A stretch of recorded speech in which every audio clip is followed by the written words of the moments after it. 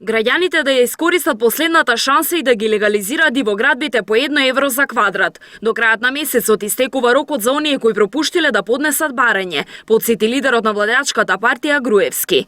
Последната шанса да си ги легализираат дивите градби, дивоизградените нивни објекти по 1 евро квадрат е 30 март оваа година, значи има уште 27 денови и не треба да ги пропуштат. Тоа е нивни имот, сами го изградиле, се мачеле, работеле, треба само да поднесат барање до општината во која што живеат.